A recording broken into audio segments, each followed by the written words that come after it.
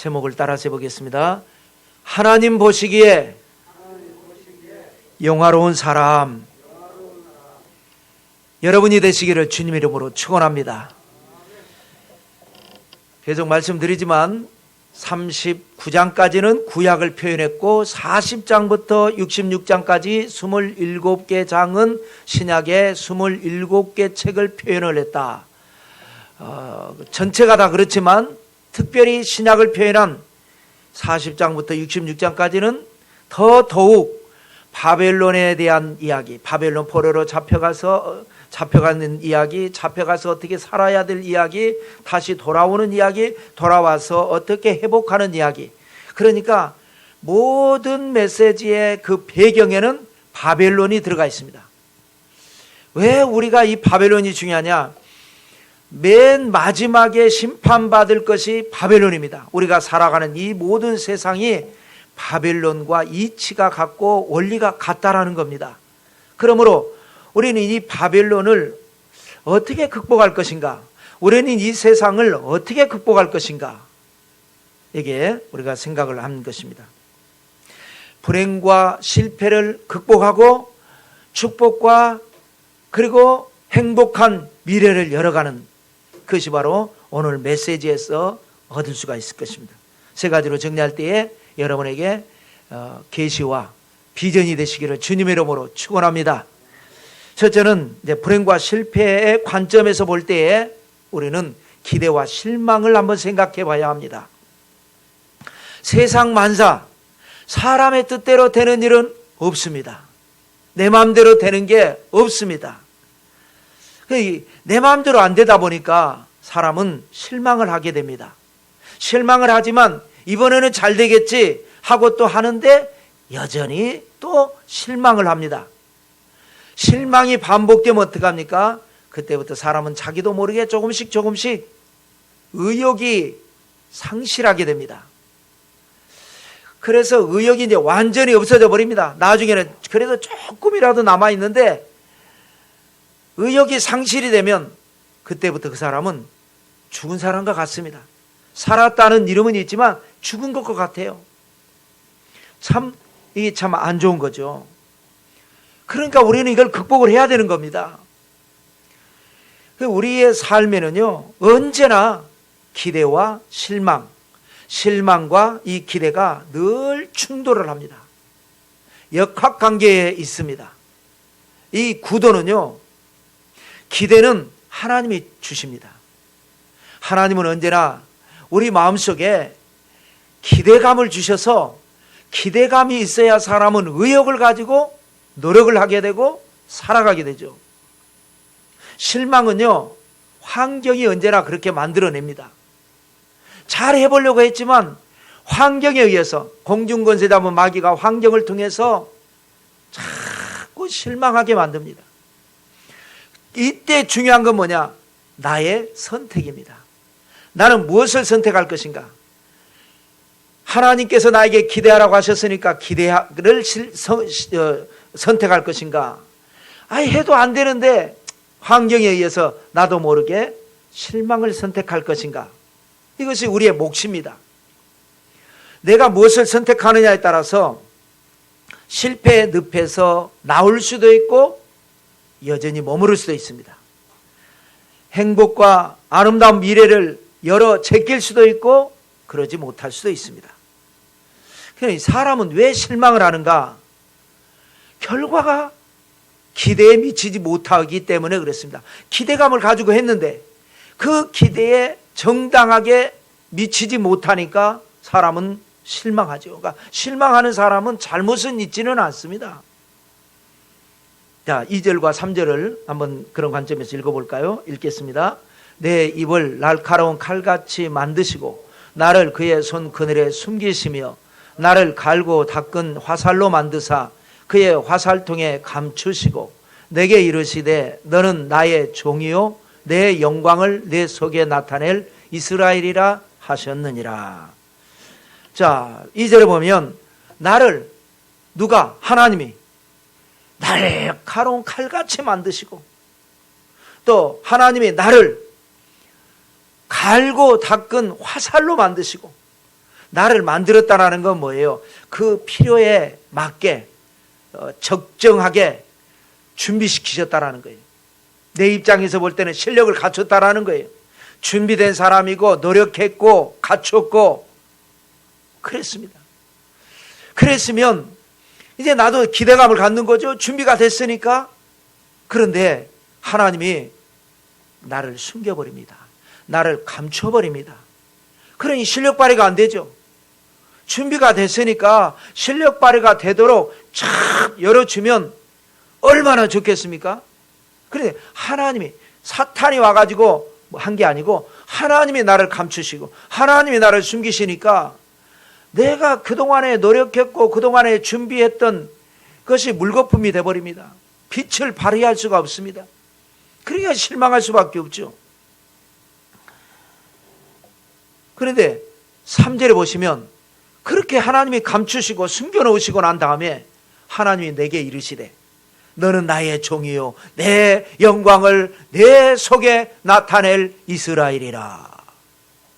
기대감을 갖게 하잖아요. 너는 나의 종이다. 너를 통해서 내가 영광을 받을 것이다. 기대감을 갖게는 하시는데 막상 해보려고 하면 하나님께서 탁 닫아버린단 말이에요. 그러니 실망할 수밖에 없죠.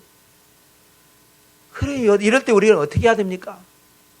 하나님 앞에 우리가 이제 물어봐야죠. 하나님의 처방법은, 하나님 뭐라 그러냐? 그럴수록 더 크게 기대를 해라. 자, 5절과 6절인데요. 길어서 줄여서 읽겠습니다. 그러므로 내가 야훼 보시기에 영화롭게 되었으며 나의 하나님은 나의 힘이 되셨도다. 이스라엘 중에 보존된 자를 돌아오게 할 것은 매우 쉬운 일이라. 내가 또 너를 이방의 빛으로 삼아 나의 구원을 베풀어서 땅끝까지 이르게 하리라. 아멘. 이 뒷절 6절 먼저 보시면 이스라엘 백성들에게 가장 큰 수치가 뭐라 그랬죠? 바벨론 포로입니다. 가장 큰 관심사, 가장 큰 난관, 해결해야 될 문제가 바벨론에서 어떻게 돌아오냐라는 거예요. 그런데 6절에 뭐라 그래요? 이스라엘 중에 보존된 나를 돌아오게 할 것은, 바벨론에서 포로가 돌아오게 하는 것은 매우 쉬운 일이라는 거예요. 당사자들 입장에서는 가장 큰 문제인데 70년이 걸렸는데 하나님은 아주 쉬운 거다. 그거는. 그럼 왜 70년이나 걸려요? 더 큰 그림을 그리기 위해서 하나님은 더 크고 더 좋은 일, 우리가 생각하는 것보다 더 큰 일을 이루시기 위해서 하나님은 더 준비시키신 것이다. 그게 뭐예요? 더 큰 일이 이방의 빛으로 삼아서 나의 구원을 땅끝까지 이르게 하리라. 그러니까 바벨론 포로에서 70년 만에 돌아온 역사적 사건은요, 하나님께서 이 사건을 통해서 장차 예수 그리스도를 통해서 모든 인류, 죄의 포로, 마귀의 포로로 잡혀있는 모든 인류를 다 땅끝까지 구원하시는 그런 섭리를 이루기 위해서 바벨론 포로를 연결시킨 겁니다. 그러니까 이 사건을 준비해서 앞으로 이루어질 큰 일을 이루시기를 하는 거니까, 그래서 시간이 걸린 것이고 그래서 어려운 과정을 통과하는 것이지 바벨론에서 돌아온 거 아무것도 아니다. 아주 쉬운 일이다. 이 말씀을 하는 겁니다. 그러니까 여러분이 어떤 문제가 있는데 그 어떤 문제가 해결이 안 되고 기도해도 안 되고 어떻게 노력을 해도 안 되고 힘써도 안 되고 사람들 찾아다녀서 뭐 인맥 동원해보고 해도 안 된다. 기도했는데도 안 된다. 그러면 사람은 실망을 하죠. 세상 사람들은. 우리 믿음의 사람들은 그럴 때일수록 실망하지 말고 기도하면 하나님께서 어떤 마음을 주냐. 나는 지금 요렇게 문제를 해결해 보려고 하지만 하나님은 이보다 더 크고 더 좋은 하나님은 그림을 그리고 계시는구나. 내가 지금 모르니까 이럴 때일수록 낙심하지 말고 안 되면 안 될수록 더 큰 것을 보자. 아브라함이 롯하고 강을 사이에 두고 땅을 좋은 쪽을 양보하니까 낙심이 돼가지고 배신감에 섭섭함에 속상함에 장막 안에 있으니까 하나님께서 나와라, 장막 밖으로 나와라, 구석탱이에서 있지 말고 나와라, 나와서 동서남북을 바라보라, 이 조그만 땅 바라보지 말고 더 큰 그림을 그려라. 보이는 땅을 내가 너와 내 자손에게 주리니 영원히 이르리라. 작은 것 말고 더 큰 것 바라봐라, 이 말씀을 하는 겁니다. 그래서 이제 5절로 거슬러 올라가 보면, 그러므로 내가 야훼 보시기에 영화롭게 되었다. 그래서 여기에서 제목을 삼은 거죠. 여러분, 사람은요, 누가 보느냐가 아주 중요합니다. 그 다음에 어떻게 보느냐가 아주 중요합니다. 우리가 뭔가 실수를 하고 잘못을 했다고 했을 때, 분명하게 잘못을 했어요. 잘못을 했을 때에 내가 잘못한 것 때문에 피해를 당한 사람들이 볼 때 나는 어떻게 되겠어요? 한심한 놈, 멍청한 놈, 이렇게 보지 않겠습니까? 나 때문에 손해를 보고 나 때문에 어려움 당했으니까. 그런데 내 부모, 형제, 나를 사랑하는 내 아내와 자식들이 볼 때는 어떻게 했어요? 내가 분명히 잘못했지만 그럴 수도 있지, 사람인데. 잘해보려고 하다가 실수했는데 그걸 그렇게까지 꼭 해야 돼? 이러지 않겠습니까? 누가 보느냐가 중요한 거예요. 완전히 달라지잖아요. 그리고 누가 보느냐에 따라서 어떻게 보느냐가 달라지는 거예요. 좋게 볼 수도 있고 나쁘게 볼 수도 있고 똑같은 건데. 그런데 우리가 이 세상에서 살다 보면 실망을 했다는 건 뭐예요? 지금 문제가 뭐 안 됐다라는 거죠. 뭔가 잘못되고 있다라는 거죠. 그러니까 실망한 거죠. 실망이 반복되면 내가 나를 볼 때 어떻게 봅니까? 내가 나를 볼 때에도 한심해요. 왜 이게 좀 나는 안 될까? 남들은 잘하는 것 같은데 나는 왜 이 모양 이 꼴일까? 한심해 보이지 않겠습니까? 또 주변에 사람들이 나를 볼 때에 내 생각에 저 사람들도 나를 우습게 볼 거야, 이렇게 생각이 됩니다. 이게 인간적인 모든 사람들의 평균이 그렇습니다. 그러나 믿음의 사람들은 기도하다가 이럴 때일수록 그래서 기도하고 그래서 말씀 붙드는 겁니다. 불현듯 그래, 내가 봐도 나는 한심하고 사람들이 나를 지금 우습게 볼는지도 몰라. 그러면 하나님이 나를 어떻게 볼 것인가? 하나님이 나를 어떻게 볼 것인가? 깨달은 것입니다. 뭐 어떻게 본다 그랬어요? 야훼 보시기에 나를 영화롭게 되었다. 이게 믿음의 자화상이라는 겁니다. 세상 누가 나를 뭐라고 해도 하나님은 나를 존귀하게 보신다. 그래서 영화롭다라는 건 존귀하다라는 뜻도 되고 훌륭하다라고 하는 뜻도 있습니다. 하나님은 어떠한 상황에서도 나를 나쁘게 보지 않고 좋게 보신다. 이럴 때 세상을 우리는 극복할 수 있고 실망도 극복할 수 있고, 그래서 결국은 문제를 해결해낼 수가 있는 거라는 거예요. 이때부터 기적의 첫 단추가 깨지는 겁니다. 하나님이 나를 어떻게 볼 것인가? 여러분은 관상에 대해서 어떻게 생각하십니까? 이 관상이라고 하는 것은 무속에 분류가 됩니다. 점성술로 분류가 됩니다. 그래서 우리 믿음의 사람들은 관상을 안 보이기도 하지만 또 뭐 관상에 대해서 나오고 그러면은 또 혹하기도 하고 하는데, 링컨 대통령은 이런 말을 했죠. 유명하죠. 사람이 나이 40이 되면 자기 얼굴에 책임을 질 줄 알아야 된다. 얼굴에는 그 사람이 그동안 인생을 살면서 기질이라든지 성격이라든지 습관이라든지 태도라든지 이런 것이 자기도 모르게 이게 나타난다는 거예요. 그래서 그 사람이 어떻게 살았느냐, 어떻게 심었느냐가 얼굴에 나타나기 때문에 얼굴 상을 보고 그 사람에 대해서 어느 정도는 평가를 할 수가 있는 거죠.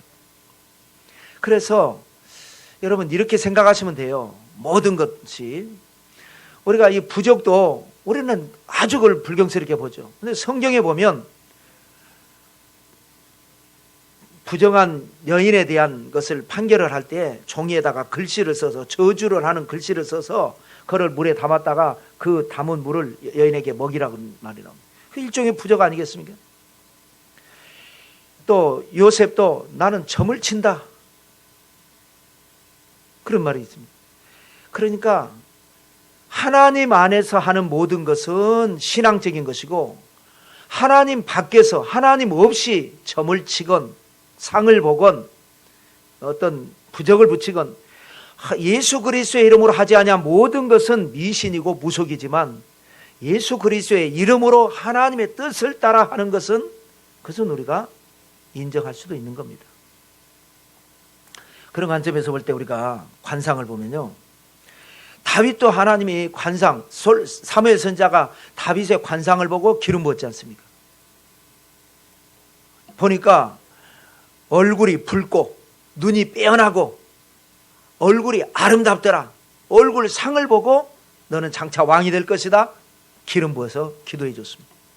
그대로 이루어졌어요. 역사에서도 그런 일이 있습니다. 초안전쟁이 일어났지 않습니까? 중국에서 진나라가 멸망하고 우후죽순같이 반란이 일어났는데, 최종적으로 초나라를 세운 항우와 한나라를 세운 유방, 그래서 결국은 한나라가 이겨서 유방이 500년 한 왕조를 창업을 합니다. 대단하죠. 항우는요, 장군의 집안의 아들입니다. 장군 집안에. 유방은요, 건달 출신이에요. 건달도 유명한 건달도 아니고 시골 건달이에요. 그리고 보통 건달이 아니라 날건달이에요. 늘 술을 좋아하는데 늘 외상술, 갚지도 않습니다. 그런 날건달이에요. 어떻게 그런 역사가 일어났을까? 인류 역사에 말이죠. 세상을 깜짝 놀라게 한, 조그만 나라도 아니고 큰 나라의 황제가 된다라는 게. 이 사람은요, 사람이 따라요. 한신 장군이 따르고, 원래 다른 쪽에 항우 장군에게 속해 있었는데 한신 장군이 이쪽으로 와버립니다. 제갈공명 같은 지혜주본이 장량이 따르고, 행정의 달인 소하가 따르고, 장비보다도 더 무섭다고 하는 번쾌가 따르고, 사람이 따라요, 사람이. 그리고 이 사람이 건달로 다닐 때 잔치가 있었어요. 여시성을 가진 여공, 유방은 유씨죠. 여시성을 가진 여공이라고 하는 당대 최고의 부자가 잔치를 벌입니다. 거기를 들어가려면 천냥을 내고 들어가야 되는데 돈은 없지, 먹고는 싶지, 그 부도수표 내고 들어간 겁니다. 내가 10,000냥을 내겠습니다 썼어요. 그러고 들어간 거예요. 그리고 내지도 않고 먹고 나오려고 그러는데 여공이 딱 본 거예요. 보자마자 손을 잡습니다. 데리고 집으로 들어갑니다. 이 천박한 날건달을. 그러고 나서 사정을 합니다. 나에게 딸이 하나 있는데 데려가라고. 청소를 시키든지 뭐 하든지 상관이 없으니까 내 딸 데려가라고. 내 사위 삼겠다고. 그래가지고 집으로 가서 만나게 해주니까 부인이, 아이고 여보, 당신이 평소에 늘 우리 딸은 귀한 사람에게 천하의 귀한 사위를 맞이하겠다고 입버릇처럼 얘기하지 않았느냐고, 왜 저런 날건달을 데리고 왔냐니까, 내가 말한 그 귀한 사람이 저 사람이라고. 관상을 한 번 보고, 한 번 보고, 두 번도 안 보고, 한 번 보고 그렇게 한 거예요. 그런데 그 사람은, 유방은 이 여공이라는 사람에게 처음 이렇게 좋은 소리 들은 게 아니에요. 몇 번 들었어요. 당신은 참 우리가 알지 못하는 뭔가 있는 것 같다. 당신이 잠을 자고 있는데, 이건 좀 무한 얘기입니다. 마치 용이 잠자는 것 같더라. 하여튼 이런 좋은 얘기를 들었어요. 이 사람은 세상 살다 보면 우리 누구나 그렇지 않습니까? 야, 너는 왜 그렇게 날건달같이 사느냐, 공부 좀 해라, 열심히 살아라, 너는 이렇게 인생이 한심하냐, 이런 소리도 들었지 않았겠어요? 좋은 나쁜 말도 많이 들었지만 그 자기 인생에 좋게 말해준 몇 가지 말을 잊지 않고 기억하면서 나는 앞으로 위대한 사람이 될지도 몰라, 이런 자화상을 가진 것이 그 사람의 인생을 위대하게 바꿔버리고, 사람들이 따르는 거예요. 사람들이. 여러분, 우리가 오늘날 자화상이 중요합니다. 세상에서 살다 보면 자꾸 실망스러우니까 내 스스로가 생각해도 내 자화상이 한심해요. 그럴 때가 있어요. 나는 왜 이럴까? 어? 이렇게 되면 지는 겁니다. 하나님 뭐라 그래요? 실망이 크면 클수록 더 큰 걸 기대해라. 기대한다는 건 뭐예요? 자화상입니다. 자화상. 나는 내가 볼 때도 한심해 보이고 사람들이 볼 때 나를 우습게 볼지 몰라도 하나님 보시기에 영화로운 사람이다. 이런 믿음을 가지니까 실망하지 않을 수가 있고, 실망하지 않으니까 하나님의 때에 깜짝 놀랄 기적은 반드시 일어나게 될 줄로 믿습니다. 자, 두 번째로는 이제 축복의 미래의 관점에서 시기와 방법입니다. 우리가 인생의 성공과 실패를 논할 때 가장 중요한 건 뭐냐? 시기, 때입니다. 그래서 지금이 안 된다 그래서 안 되는 게 아니에요. 그래서 우리가 언제나 늦게 길이 열리는 사람이 있다, 이런 얘기 하지 않습니까? 또 방법, 성공을, 그래서 시기가 중요한데요, 성공을 원하면 하나님의 때를 기다리라는 거예요. 하나님의 때를 뭐라 그럽니까? 천시라고 하는 겁니다. 자, 8절의 말씀을 읽겠습니다. 야훼께서 이같이 이르시되 은혜의 때에 내가 내게 응답하였고 구원의 날에 내가 너를 도왔도다. 내가 장차 너를 보호하여 너를 백성의 언약으로 삼으며 나라를 일으켜 그들에게 그 황무하였던 땅을 기업으로 상속하게 하리라. 뭐 좋은 말씀인데요, 여기서 우리가 염두에 둘 것은 은혜의 때, 둘째 줄에 구원의 날,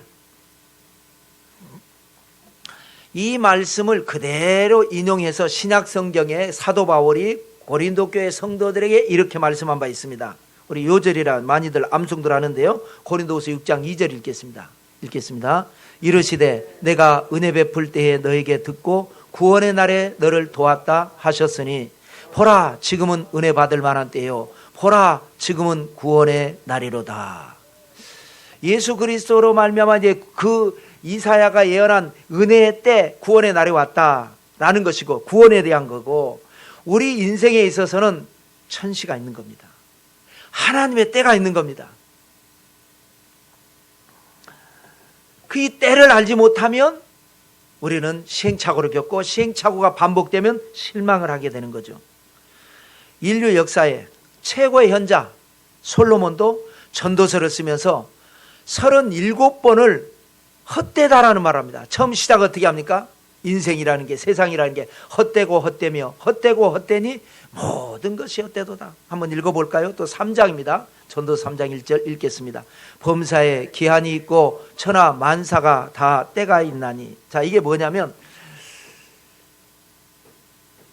하나님의 때가 이르지 않으면 헛되다라는 거예요. 헛되고 헛되면 헛되니 37번 헛되다 말한 게 염세주의적으로 부정적으로 한 말이 아니라 하나님의 때를 알지 못하니까 사람이 시행착오를 하고 시행착오 하나님 없이 하니까 헛되다라는 그런 말을 한 겁니다. 그래서 여러분, 때를 아는 게 아주 중요합니다. 자기의 때를 알고 하나님이 나를 위해서 예비해 놓으신 때를 알고, 그래서 그 때가 아직 이르지 아니하였음을 알고 때를 기다리는 사람은 언젠가 반드시 성공하게 되어 있습니다. 때를 알지 못하는 사람은 자꾸 지금 이때인가? 모세처럼 80세 때 역사가 일어났는데 40세 때 때를 모르니까, 하나님의 때를 모르니까 해서 실패를 하는 거예요.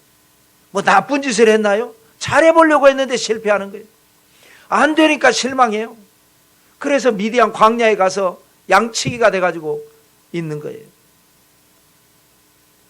하나님의 때를 기다리는 사람은 반드시 성공하게 돼 있고, 하나님의 때를 기다리지 못하는 사람은 성공의 때가 와도 놓쳐버릴 수가 있다. 때가 중요하다. 그 다음에 또 하나는 때와 방법이라고 그랬죠. 시기와 방법. 성공을 원한다면 방법은 길도자입니다. 길을 찾아야 되죠. 11절을 한번 읽어볼까요? 내가 나의 모든 산을 길로 삼고 나의 대로를 도드리라. 산이라고 하는 것은 길이 없습니다. 그잖아요. 이제 물론 산에 길이 있을 수 있지만 전체를 말을 하는 거예요. 첩첩산중. 그런데 하나님의 때가 되면 이 첩첩산중에 하나님이 길을 만들어 버려요. 없던 길이 생기는 거예요. 그 길은 작은 샛길이 아니에요. 대로를 도드리라. 대로는 형통을 의미하는 겁니다. 그래서 하나님의 길을 찾으라는 거예요. 나를 위해 예배해 놓으신 하나님의 길, 산에 아무 데나 간 걸 고생만 하고 상처만 나고 덤불에 걸려가지고 제대로 할 수가 없습니다. 길을 찾을 때에 그때부터 그 사람의 인생이 실망하지 않는 인생이 되고 기대가 이루어지는 인생이 된다 라는 말씀입니다. 자, 마지막 세 번째로는 질문과 답변입니다. 이 사람은 끊임없이 질문하는 사람이 되어야 합니다. 이것이 바로 진리에 대한 탐구죠. 그냥 왜 그러는지도 모르고 그냥 사는 것과 인생은 왜 이런 걸까? 나는 어떻게 해야 되는 것일까? 저것은 무엇일까? 왜 저런 것일까? 다른 좋은 방법은 없을까? 끊임없는 호기심, 탐구, 질문, 이게 살아있는 사람이고 발전하는 사람이죠. 그래서 필요는 발명의 어머니라고 그러지 않습니까? 어떤 사람은 어머니가 빨래하는데 고생해서 그 도와주려고 하다가 보니까 빨래 세탁기가 발명이 되고 그랬다고 그러죠. 근데 어머니 고생하는 거 봐도 그러려니 하는 사람들이 많은데, 누군가는 아유 저 고생하는데 저걸 어떻게 힘 안 들어갈 수 없을까? 왜 저럴까? 어떻게 하면 될까? 이런 걸로 자꾸 질문하는 것, 이것이 바로 사람의 올바른 자세고요. 그 질문에 답변하시는 하나님은 신실하신 하나님이라는 거예요. 여기 보니까 세 가지 이제 질문과 답변이 나옵니다. 이제 이 바벨론 포로에 대한 교훈을 말씀을 하니까 그 애당초 왜 이런 일이 일어났느냐부터 시작해서 사람은 이 마음속에 쓴뿌리가 나니까 이제 질문을 하고 질문에 대한 답변하는 하나님의 말씀인데 세 가지입니다. 우리에게 교훈이 되기 때문에 한번 생각해 보려고. 첫 번째는 내 존재입니다. 우리의 존재. 왜 애당초 우리 존재가 이렇게 해방될 거를 애당초 하나님은 왜 버리셨습니까? 이겁니다. 과거를 회상하는 거죠. 그럴 때 하나님 뭐라고 답변하십니까? 버리지 않았다. 자, 14절과 15절을 읽겠습니다. 오직 시온이 이르기를 야훼께서 나를 버리시며 주께서 나를 잊으셨다 하였거니와 여인이 어찌 그 젖먹는 자식을 잊겠으며 자기 태에서 난 아들을 긍휼히 여기지 않겠느냐. 그들은 혹시 잊을지라도 나는 너를 잊지 아니할 것이라. 70년 전에 하나님 우리를 버리셨기 때문에 우리가 이 포로로 끌려왔고, 그리고 하나님이 잊으셨기 때문에 70년 동안이나 이 고생한 거 아니겠습니까? 이렇게 이제 생각하는 거예요. 그럴 때 하나님께서는 이해가 되도록, 설득이 되도록 사람들이 공감할 수 있는 게 뭡니까? 모정입니다. 모정. 다른 건 설명하면 이해가 안 되는데, 야, 너는 네가 젖먹이의 엄마인데 젖먹이의 아이를 잊어버릴 수 있냐? 아유, 그는 잊어버리지 않죠. 그런데 잊어버리지 않지만 간혹 보면 못된 사람이 있어서 잊어버리는 사람이 있을지라도 나는 너희를 잊지 않았다. 이 말씀을 하는 겁니다. 이 하나님에 대한 믿음이 있을 때 우리는 실망하지 않을 수 있는 거예요. 왜 실망합니까? 우리가 힘든 일과 어려운 일 당할 때마다 하나님이 우리를 버리셨다, 하나님이 나를 잊으셨다 라고 생각하니까 실망이 되는 거지, 어떠한 상황에서도 하나님은 더 큰 그림, 내가 생각지 못한 더 좋은 그림을 그리기 위해서 이렇게 지금 나를 연단하시고 또 이렇게 오랜 시간이 걸릴 뿐이지, 하나님은 절대로 나를 버리지 아니하시고 나를 잊지 아니하신 하나님이시다. 아멘 할 그때부터 믿음이 시작되고, 그때부터 기적은 시작되고, 그때부터 성령의 역사는 일어날 줄로 믿습니다. 자, 그 다음엔 두 번째 질문은요, 갑자기 이제 사람들이 많아지니까, 바벨론 포로에서 돌아온 얘기입니다. 사람이 많아지면 이게 무슨 사람이 이렇게 많지? 이럴 때에 이들은 누굽니까? 사람에 대한 질문을 할 때에 대한 답변, 18절 19절입니다. 읽겠습니다. 내 눈을 들어 사방을 보라. 그들이 다 모여 내게로 오느니라. 나 야훼가 이르노라. 내가 나의 삶으로 맹세하노니 내가 반드시 그 모든 무리를 장식처럼 몸에 차며 그것을 떼기를 신부처럼 할 것이라. 이는 내 황폐하고 적막한 곳들과 내 파멸을 당하였던 땅이 이제는 주민이 많아 좁게 될 것이며 너를 삼켰던 자들이 멀리 떠날 것이니라. 18절 서두에 사방을 보라 다 모여 내게 온다. 이 말씀이 중요한 거예요. 19절 끝에 너를 삼켰던 자들은 멀리 떠날 것이다. 그러니까 바벨론에 끌려갔지만, 그래서 70년 만에 돌아오지만 바벨론으로만 간 게 아닙니다. 애굽으로 도망간 사람들, 사방팔방으로 도망가거나 끌려가거나 했던 수많은 사람들이 있었습니다. 주로 바벨론으로 많이 갔죠. 그런데 하나님의 때가 돼서 하나님이 길을 열어주셔서 바벨론 해방을 얻어가지고 돌아오니까 올 때 다 인원수 체크해가지고 왔거든요. 와서 보니까 엄청나게 많은 사람이 있는 거예요. 이 모든 사람들이 어디서 왔습니까? 내 자녀들이 돌아온 것이다. 잃어버린 것이 다시 찾아온 것이다. 그리고 그동안에 너를 괴롭혔던, 삼켰던 자들은 뭐예요? 바벨론. 그들은 멀리 떠날 것이다. 얼마나 멀리 떠나버리냐? 없어져 버립니다. 바벨론은 제국으로는 없어집니다. 그리고 페르시아가 일어나고, 그런데 영적으로는 그 페르시아, 그 헬라, 그 로마, 오늘날의 이 세상 이 권력, 이것이 이제 바벨론으로 치는 건데 멀리 떠날 것이다. 하나님의 때가 되고 하나님이 길을 열어주시니까 잃어버렸던 것은 다 돌아오게 되고, 괴롭혔던 것은 떠나가는 역사가 일어나고, 문제는 떠나가고 응답은 찾아오고, 그런 은혜가 있게 되시기를 주님의 이름으로 축원합니다. 그 다음에 세 번째 질문은 뭐냐?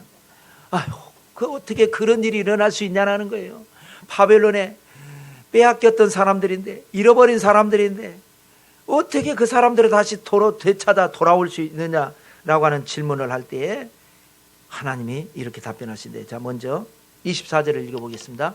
용사가 빼앗은 것을 어떻게 도로 빼앗으며 승리자에게 사로잡힌 자를 어떻게 건져낼 수 있으랴. 그러지 않습니까? 빼앗겼는데, 잃어버렸는데 어떻게 다시 찾아옵니까? 그럴 때 26절입니다. 잘못했습니다. 내가 너를 억압하는 자들에게 자기의 살을 먹게 하며 새술의 취함같이 자기의 피에 취하게 하리니 모든 육체가 나 야훼는 내 구원자요 내 구속자요 야곱의 전능자인 줄을 알리라. 하나님을 믿으라는 거예요. 하나님은 구원자요, 너의 구원자요, 너의 구속자요, 전능자인 것을 이 사건을 통해서 알게 되는데, 그러기 전에 아예 애당초 믿으면 세상이 아무리 힘들고 어려워도, 세상이 아무리 나를 알아주지 않아도 나를 영화롭게 보시는 하나님께서 나의 구원자가 되시고 나의 구속자가 되시고, 근데 나를 도와주겠다고 오셨는데 능력이 부족해가지고 못 도와주면 안 되는데 전지전능하신 하나님이 나의 힘이 되주셔서 내 잃어버린 것을 되찾게 하시고, 잃어버린 명예, 잃어버린 자존심을 다 찾게 하셔서 회복시켜 주시는 하나님, 그 하나님을 네가 믿어라, 이 말씀을 하고 있는 겁니다. 이거는 이제 지금 이거는 뭐냐면 하나님 그렇게 역사하실 텐데 그때 가서 너희들이 그것을 알게 될 것이다. 그런데 오늘날 이제 우리는 이제 그거를 믿으라는 거야. 애당초 그냥 믿고 살라는 거야. 세상 나가서 세상이 아무리 우리를 속일지라도 왜 세상이 이러냐고 하지 말고 참고 기다리고 있으면, 하나님을 믿고 오히려 더 큰 것을 기대하고 있으면, 원래 나는 이만한 걸 기대했는데 안 되는 거예요. 믿음으로 기도하고 믿음으로 기도했더니 내가 기대했던 것보다 더 크고 비밀한 것으로 하나님은 응답하시고 축복하실 줄로 믿습니다. 그래서 믿음으로 살자라는 겁니다. 여러분은 여러분을 대해서 어떻게 생각하십니까? 나는 하나님 보시기에 영화로운 사람이다. 내 관점에서 보지 말고 하나님의 관점에서 나를 보고 그 자화상을 가지고 세상을 승리하는 여러분 모두가 되시기를 성부와 성자와 성령 이름으로 축원합니다.